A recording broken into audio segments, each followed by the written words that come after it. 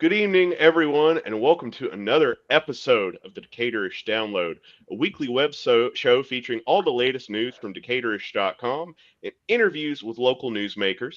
I am your host, editor, and founder, Dan Wisenhunt, and I'm joined tonight by my co host, assistant editor, Zoe Seiler. Zoe, how are you this evening?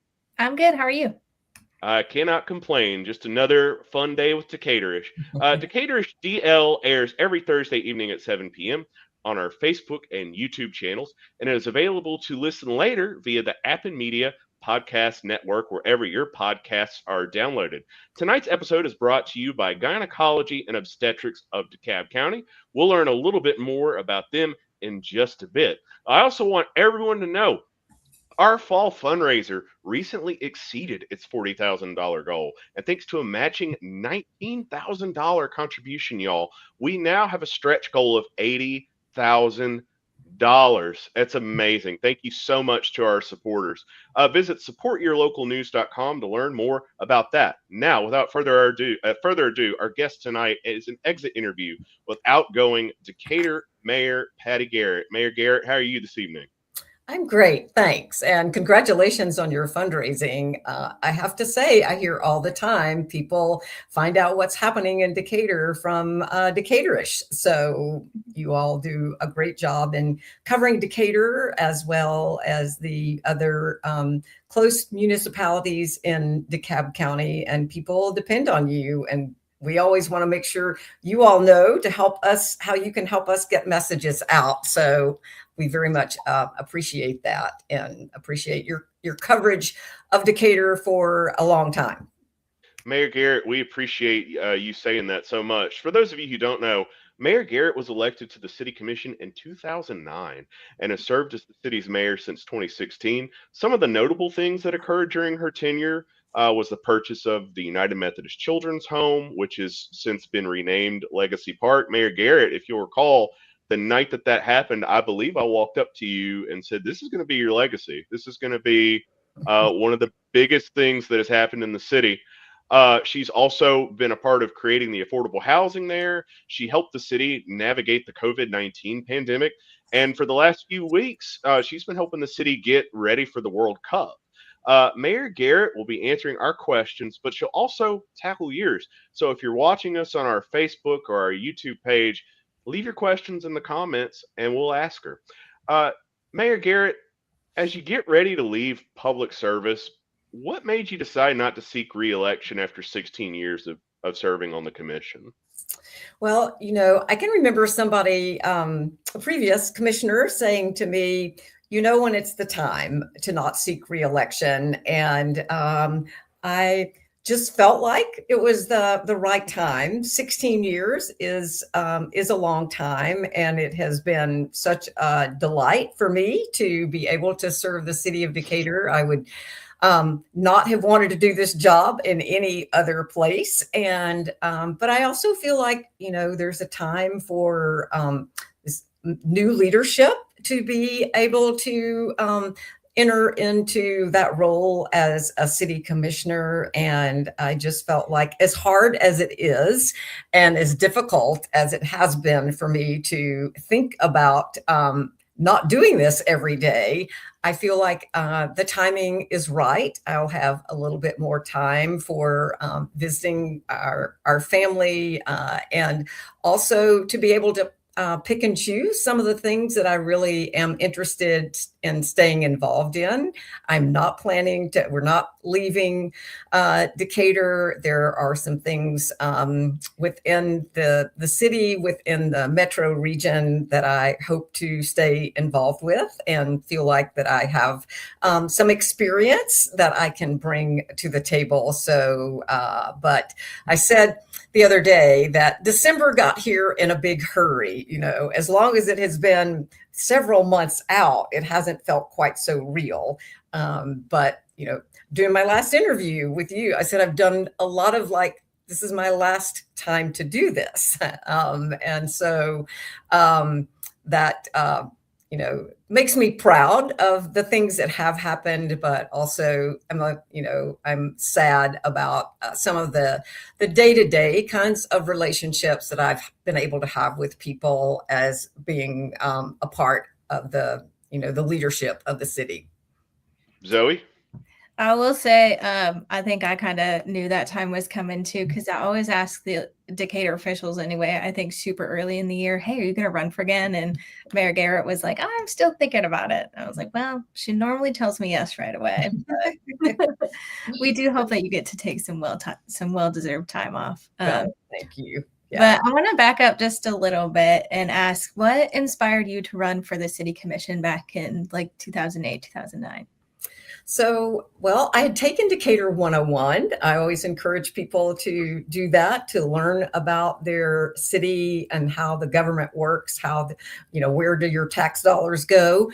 And I had been really involved in my neighborhood, lived in Oakhurst, and I was on the board of the Oakhurst Neighborhood Association. I attended city commission meetings. I remember speaking about getting a stop sign on one of the streets that intersects with Oakview Road. And I've always liked policy and how policy impacts people's lives. And when there was going to be an open seat, District 2, the mayor at the time, Bill Floyd, encouraged me to run, as did Mary Alice Kemp, whose seat was being vacated. And so I thought, this is something I've not ever done before, but I have been in a number of leadership positions in my profession in other areas, and felt like that I could bring an approach that would look at policy and try to make good decisions for the community as a whole.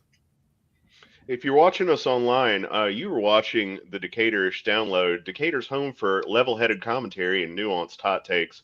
I am your host, Decatur's editor, Dan Wisenhunt, joined by assistant editor, Zoe Seiler. If you're watching us online and you have a question for Mayor Patti Garrett, she's on her way out the door. She's going to leave, and you can't grill her again. It's the law. That's what I read. Once you leave public office, you can't ask anybody any hard questions. So if you got a tough question for Mayor Patti Garrett, as we do, jump in the comments and ask away. Mayor Garrett, as you reflect on the last 16 years, what are some of the moments that stand out to you? So you certainly mentioned one at the top of the show with the purchase of Legacy Park. And I can remember when I very first got on the commission. I'm a member of a local Methodist church. There were just conversations happening at that time about whether or not it was financially feasible for the children's home to maintain that property, because they were no longer really serving as a children's home. There were some foster family services there, and there were some children living on the property, but much of it was being used for administrative purposes. It was a large piece of property. The direction of the children's home was going towards foster care. And so there were conversations that I was aware of. And I reached out to the executive director of the children's home and with Mayor Floyd at the time. And we just said, if there's ever a decision that this property is going to be sold, the city would like to be in on those early conversations. And so, and after I became mayor, I was invited to a meeting there. They had actually had somebody come in and do what looked almost like a site plan, how the property could be used. And it was a totally developed piece of property, except where they couldn't develop along the streams. And I said, this can't be what happens to this piece of property. So we began having those conversations about how the city could purchase it and how to, how they needed a fair price, but we also needed a price that the city could afford and a way to make that happen in a fairly short period of time. So that, the pieces just fell into place. And I think then the pandemic came, we were able to get some funding to get some things happening on that property sooner than we thought, certainly with the track and field, and now with the affordable housing piece going in, and the nonprofits. None of us ever envisioned that there would be a nonprofit that dealt with, that houses salamanders or does wild bird or bird rehab and a mobility garden. And so, but it's just such a wonderful mix of people and organizations that all work together and love being on the property. And so I think to your point, that's something, and I live really just around the corner, and I'm so excited to see the path being completed and safer ways to get across that street. So I think it is something, it's a huge accomplishment for the city to have that property and have it being used for the enjoyment of the whole community. Yeah. And speaking of the affordable housing at Legacy Park, I think once that's all complete, I don't think it's quite finished yet. That's going to be like 132 units of affordable housing. But I'm curious, so during your time as mayor, you guys have talked a lot about housing affordability and housing options. So I'd say, I guess, in addition to Legacy Park, what are some of the other housing things that you guys have worked on?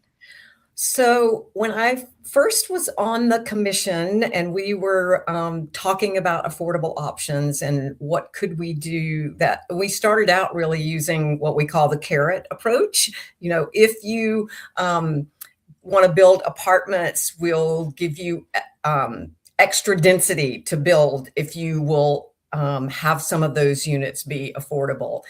We had a few takers, but not a lot of takers. And we realized that we had to move forward in a different way to get that to happen. And so I think, passing the duplexes, triplexes, quadplexes on single family in single family zoning was a huge strategy, as well as our inclusionary housing zoning ordinance, where now everything with 5 units or more has to have 10% affordability. And those are really pretty bold strategies, and that are I think that a lot of jurisdictions wish they could get those things to happen in their communities. I was recently on an ARC trip to the DC, Maryland, Virginia area, and some of those areas, they were talking about how difficult it was to even, be able to build just duplexes in certain areas, and they could only get them approved in certain neighborhoods. And these are in neighborhoods and in places that you think it wouldn't be that big of an ask. And I got to moderate a panel, and I was really proud to say, this is what we've been able to do. And it's still not enough. It's still not enough. I mean, we have a land trust, and we are continuing to look at creative ways to do that. But I think we keep nibbling away, and hopefully as we're able to add more and more, then we'll make bigger progress. But we know it's not going to be in one fell swoop. It is going to take some time. And I'm really excited about having new neighbors across the street. And I'm thinking that the first 66 are close to being open for folks to move in.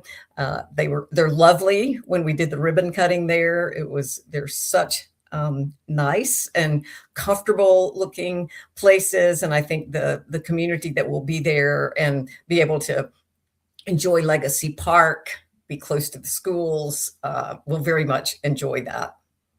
We got some reader questions, although I want to say, Mayor Garrett, you're taking me like of a tour of the ghosts of public policy past. I'm going on a trip down public policy lane with you here, because I've been doing it for a long time.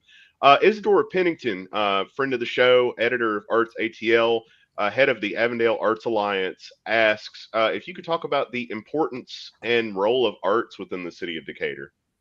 Oh, yes. Thank you for that question. I think we have been willing to do sort of do creative things with our arts projects. And we have a great relationship with the Arts Alliance, and there are several art nonprofits located at Legacy, and they're the Artist Village, Creative Village. We hope will open before too long, maybe in 2026. We did get some funding from Hank Johnson's office to help renovate that area. Also received funding for some of the infrastructure at the affordable housing community with DHA from Hank Johnson's office. So I will give him a big shout out for helping provide some community projects funding for Legacy Park.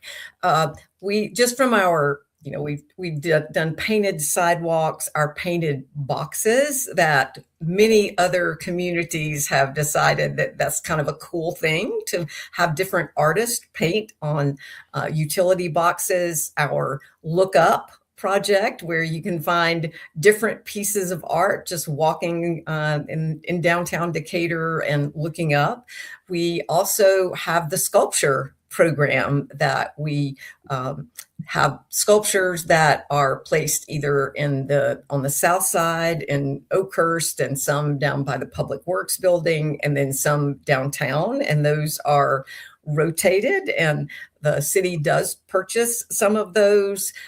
We have the art at the new Publix that is, really unusual, but I think it is enjoyed as you come into an area that has apartments or condos and has the public art, as well as some other types of retail and food restaurants and places there. And then we will have a number of murals at the new Northwood Raven complex that is going in, the apartment complex that is going in on College Avenue, close to the Decatur Avondale MARTA station. So I personally think that art is something that is not only enriches a community, but it is foundational to living and enjoying a community. It's not an add-on. I think it is something that is important to all of us to see something, have the ability to interpret it, and not everybody likes the same thing, and that's okay. We've encouraged businesses to put up murals and to make their walls more interesting. And of course, the John Lewis tribute sculpture is something that I'm really proud of as well. So I hope that we will continue to enhance the arts. And we have that this year. I think the Arts Festival is taking a year off because of the construction on the square, but I feel like art is something that we almost don't even realize how much it adds to a community unless we go someplace where there isn't any. And so I think that's one of the things I enjoy most about going to cities, is to see what's the public art, what kinds of things are valued, and some think about the dreamsicle in Oakhurst. I mean, that is something that everybody thinks about as being a part of that community, and can't imagine not having it there. I thought that was called the Steel Cheeto. I guess it's I think it's called a lot of things, but yeah. The John Lewis statue is wonderful in Decatur. What a great statue that is. Unusual is definitely a word you could use to describe the art by the Publix. Certainly one word you could use. Right. Wanted to pause for just a second and recognize this week's sponsor, who is a longtime supporter of Decatur, and that's Gynecology and Obstetrics of DeKalb, which is an all-female practice providing comprehensive care to women in every stage of life, including general wellness, obstetrics, and surgery. To learn more, they've got locations in Decatur and Stone Mountain, and you can find out more at goodobgyn.com. We got another reader question from Austin, who asks, Mayor Garrett, what is one major lesson you learned as mayor that you wish more elected leaders understood before stepping into office? I think the importance of listening and the importance of, don't make your mind up about something until you have heard from. Many times there are more than just two sides to every question. There may be three or four, and to have an open mind and to think before you speak. I think before you post something on, out there for everyone to read.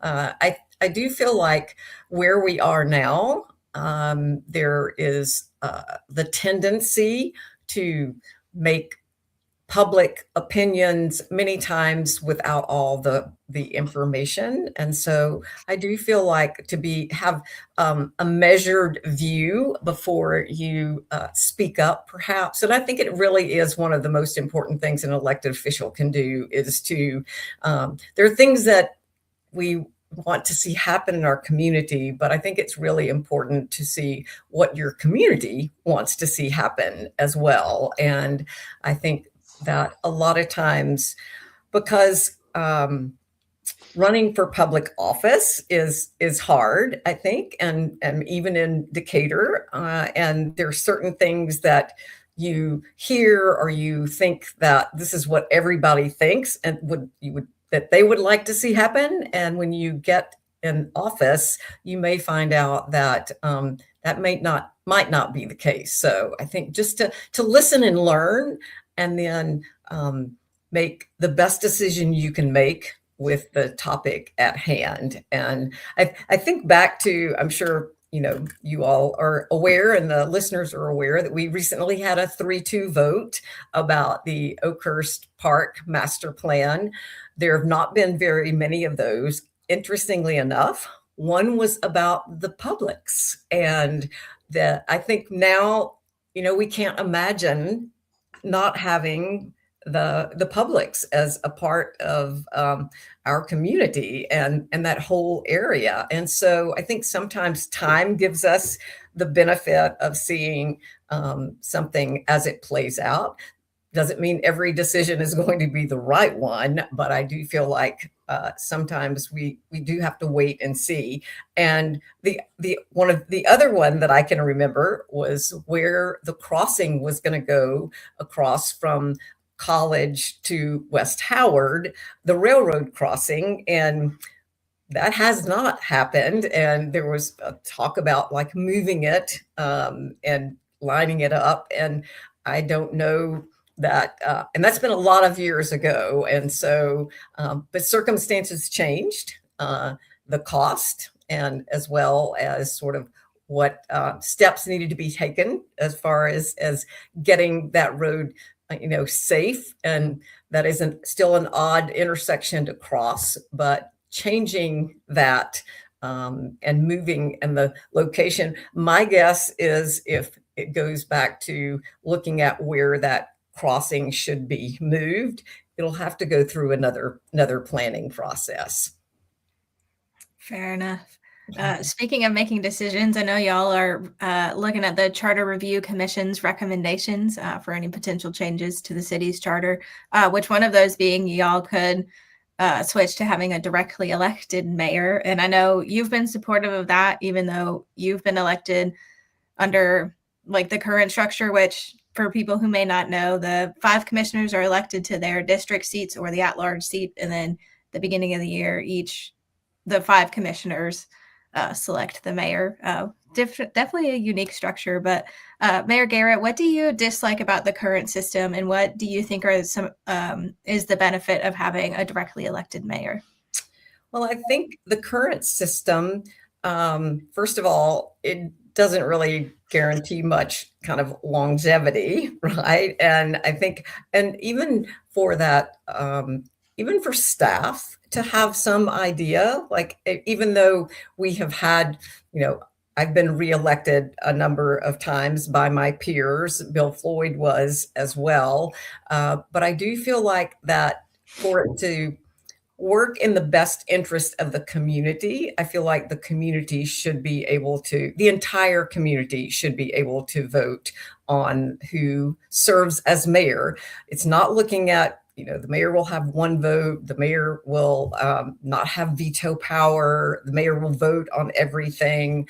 But I have to say, and I've said this in a couple of public meetings, that to be mayor for 10 years and know that half of the city never had the opportunity, never saw my name on a ballot. And so I just feel like that it's not giving our community enough credit for being able to make that decision. And it does, at least you have 4 years to serve in that. And the staff knows that this same person is going to be mayor for that period of time. And I think it just to me makes sense as the county seat, as somebody that has been active in the region.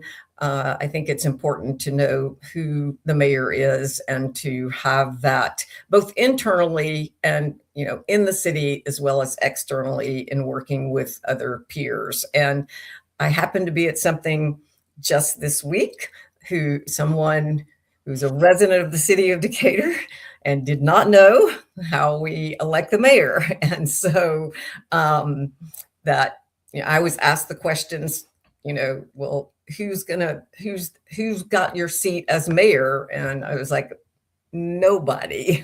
So it will be decided at the first meeting in January. So I just feel like it is really time for, I think it's a better system. I'm not saying that this hasn't worked well. I think there's a way to even improve the way that a mayor is elected to represent the whole city. Mayor Garrett, we are nearing the end of our time with you, so we want to ask you some big picture questions, and I'll combine two. Okay. First part is, as you leave office, do you feel like you're leaving any unfinished business? And the second part of that is, what are some issues on the horizon in the next year that you see coming up for whoever your successor might be?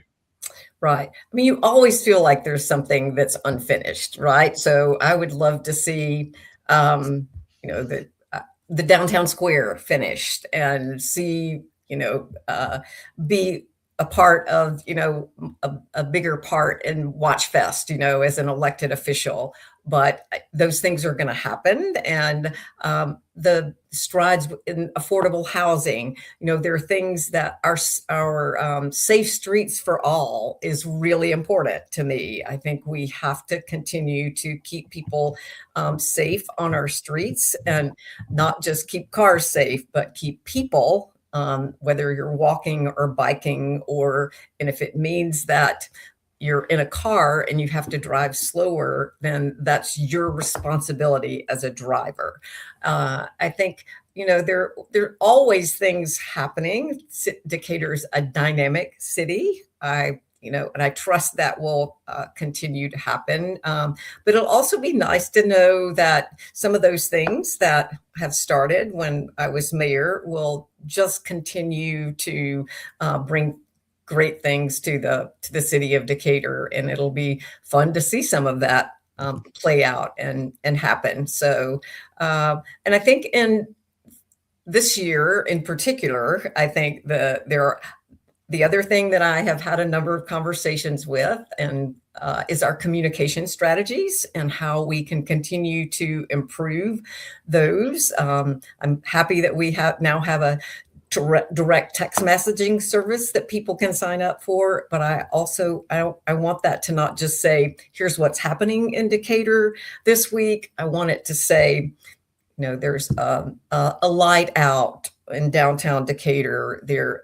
up to date sort of information that we get to you all when we, and you help us spread the word. But it's really nice to know when we were painting the emblem for the World Cup in downtown Decatur on the crossing area and the scramble cross, I got an email. Somebody didn't know anything about it. And I thought we put it out on the social media that we have. But if somebody isn't reading Decatur's updates, isn't looking at Instagram or Facebook, but you get an email that says, by the way, this part of Church Street is closed off. It helps you plan your day a little better. So I think that's coming, and I feel like that's something that hopefully will happen in 2026. You should always read the Decatur update, Zoe.